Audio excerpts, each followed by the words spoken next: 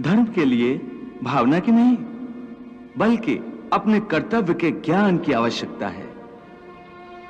इस बात की आवश्यकता होती है कि मनुष्य समझ ले कि उस परिस्थिति में उसका कर्तव्य क्या है। भावना तो कई बार कर्तव्य के रास्ते में आ जाती है, मनुष्य को कमजोर कर देती है। जैसे इस समय तुम्हारी भावनाओं के कारण तुम्हारे मन में जो मोह उत्पन्न हो गया है, वो तुम्हें कर्तव्य के रास्ते से भटका आ रहा है। इसलिए शास्त्र कहता है कि कर्तव्य भावना से ऊंचा है। अभी तुमने बड़े ज्ञानियों जैसे तर्क किए कि कर्म के लिए कोई प्रेरणा होनी चाहिए और प्रेरणा के लिए कोई भावना आवश्यक है। ये सारे तर्क मोह जनित हैं। रिश्ते नातों के मोह ने तुम्हारी बुद्धि को धूमिल कर दिया है, इसलिए तुम्हें सत्य दिखाई नहीं दे रहा। हे केशव, तुम जानते हो कि मनुष्य जब कोई कर्म करता है तो उस कर्म का कोई कारण होता है, कोई प्रेरक होता है जिसकी प्रेरणा से मनुष्य कर्म करता है। कोई भावना तो होती है जिस भावना की पूर्ति के लिए मनुष्य अच्छा बुरा कोई भी कर्म करता है। अर्थात कर्म की जड़ में एक भावना होती है और भावना की जड़ में कोई ना कोई रिश्ता होता है, क्योंकि किसी संबंध, किसी रिश्ते के बगैर तो भावना पैदा नहीं हो सकती। अर्जुन, तुम ठीक कह रहे हो। संबंधों और रिश्तों से ही भावनाओं का स्रोत फूटता है, परंतु भावनाओं की यह नदी जल्दी सूख जाती है, बिल्कुल ऐसे जैसे आग में पानी की बूंद तुरंत ही लुप्त हो जाती है। मरने वाले की चिता के ठंडे होने से पहले ही रिश्तेदारों की आंखों के आंसू भी सूख जाते हैं। कोई 2 घड़ी आंसू बहाता है, कोई 2 दिन। बहुत रोती है तो मां, वो भी चंद दिनों में फिर संसार की माया में फंसकर अपने दूसरे कर्म में लग जाती है। ये केशव, एक ओर तो तुम मुझे ये सिखा रहे हो कि ये रिश्ते नाते सब चंद दिनों का दिखावा है, और दूसरी ओर अभी अभी तुमने ये कहा कि संबंधों और रिश्तों से ही भावनाओं का स्रोत फूटता है। कहा था ना? हाँ। और मैंने ये कहा था कि कर्म करने के लिए किसी न किसी भावना का होना जरूरी है, और भावना के लिए रिश्ते नातों की आवश्यकता है, क्योंकि किसी न किसी रिश्ते की जड़ से ही तो भावना पैदा होती है। इसलिए यदि मनुष्य सारे रिश्ते तोड़ देगा, अपनी भावना को त्याग देगा, तो फिर वो कर्म किसके लिए करेगा? अपने धर्म के लिए। धर्म के लिए? हाँ, अपने धर्म के लिए। अर्थात धर्म के लिए भावना की आवश्यकता नहीं होती?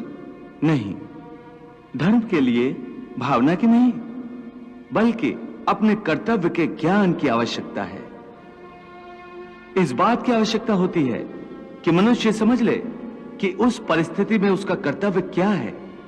भावना तो कई बार कर्तव्य के रास्ते में आ जाती है, मनुष्य को कमजोर कर देती है।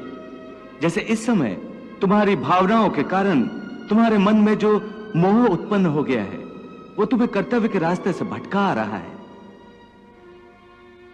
इसलिए शास्त्र कहता है कि कर्तव्य भावना से ऊंचा है। अभी तुमने बड़े ज्ञानियों जैसे तर्क किए कि कर्म के लिए कोई प्रेरणा होनी चाहिए और प्रेरणा के लिए कोई भावना आवश्यक है। ये सारे तर्क मोह जनित हैं। रिश्ते नातों के मोह ने तुम्हारी बुद्धि को धूमिल कर दिया है, इसलिए तुम्हें सत्य दिखाई नहीं दे रहा। इसलिए इस समय तुम्हें धर्म स्पष्ट दिखाई नहीं देता। धर्म क्या है? धर्म की व्याख्या क्या है? इस बात का निर्णय कौन करता है? हे मधुसूदन, वो कौन है जो धर्म का विधान बनाते हैं?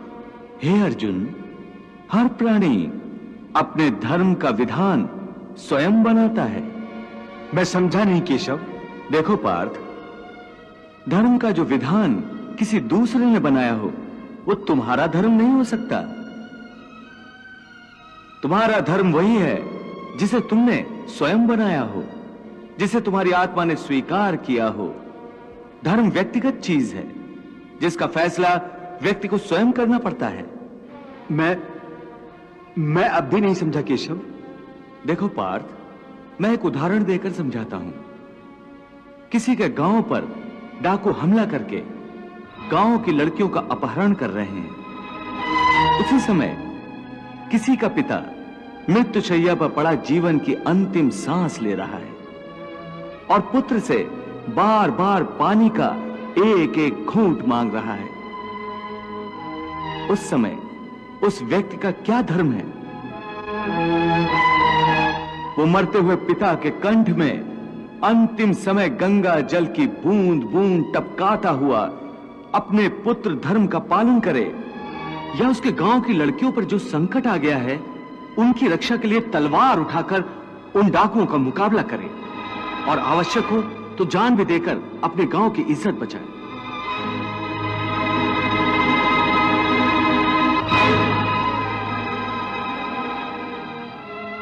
इसका निर्णय कोई दूसरा कैसे कर सकता है? इसको धर्म का दोराहा या धर्म संकट भी कहते हैं। ऐसी परिस्थिति में वो व्यक्ति क्या करे? उसका फैसला कोई बाहर वाला नहीं कर सकता। यह निर्णय उसी को लेना होता है कि उस समय उसका प्रथम धर्म क्या है। उस समय उसकी आत्मा जो आवाज दे वही उस